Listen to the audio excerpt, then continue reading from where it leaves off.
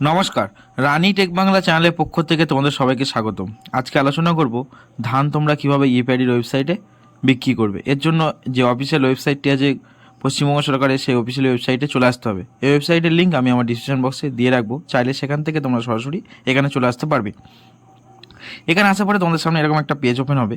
এই পেজটা দেখতে পাচ্ছ গভর্নমেন্ট ওয়েস্ট বেঙ্গলের।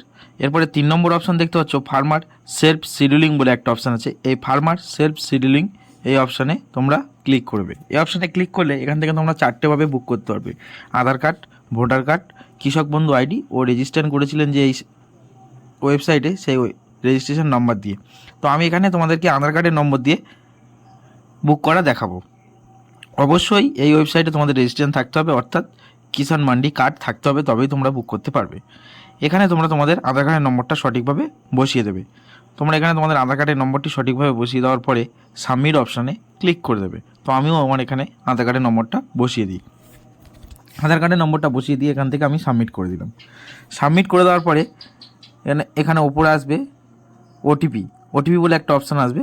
এখানে প্রসেস সেন্টার দিয়েও করতে পারো কিংবা ওটিপি দিয়েও করতে পারো। তো আমি এখান থেকে সেন্টারটা আগে চুজ করে নেবো। আমার নিয়ারেস্ট যে সেন্টার আছে সেই সেন্টারটা আমি এখান থেকে চুজ করে নেবো ধান বিক্রির জন্য। তো তোমরাও তোমাদের সেন্টারটাকে এখান থেকে চুজ করে নেবে।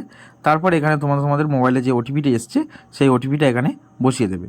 ওটিপিটা বসিয়ে দেওয়ার পরে এখানে সাবমিট বলে আবারও একটা অপশান পাবে, সেই সাবমিট বাটনে তোমরা ক্লিক করে দেবে।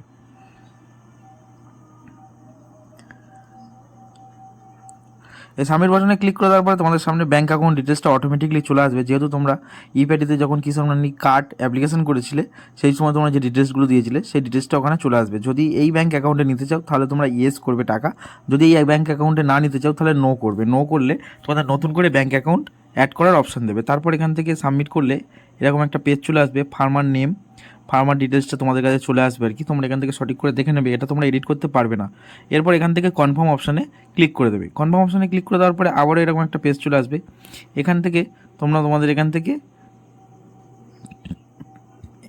পেডি কোয়ালিটিটা তোমরা সিলেক্ট করে নেবে।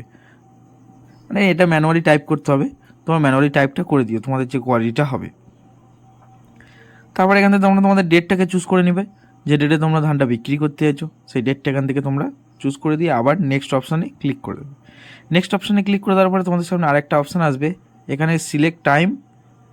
তো এখান থেকে টাইমটা সিলেক্ট করে নিতে হবে তোমাদেরকে।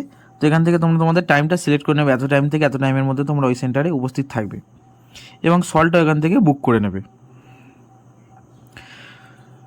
তো এই টাইমের মধ্যে সল্ট খালি নেই, তো আমি পরের টাইমটা চুজ করছি। করে দেখছো দেখো নিচের দিকে সল্ট খালি আছে। তো আমি এখান থেকে সল্টটাকে চুজ করে নিলাম। চুজ করে নেওয়ার পরে আবারও সাবমিট বলে একটা অপশান আছে, এই সাবমিট অপশানে তোমরা ক্লিক করে দেবে। এই সাবমিট অপশানে ক্লিক করে দেওয়ার পরে তোমাদের কাছে সাকসেসফুলিভাবে তোমাদের ধান বুকিংটা হয়ে যাবে। এইটা তোমাদের রিসিপ্ট। এই রিসিপ্টটা তোমরা যখন ধান বিক্রি করতে হবে অবশ্যই করে নিয়ে যেতে হবে। এই রিসিপ্টটা তোমরা প্রিন্ট করে নিয়ে যত্ন করে রেখে দিও, কারণ ধান বিক্রি করতে গিয়ে এই রিসিপ্টটা না দেখালে তোমাদের ধান নেবে না। তো আজকের ভিডিও এই পর্যন্ত।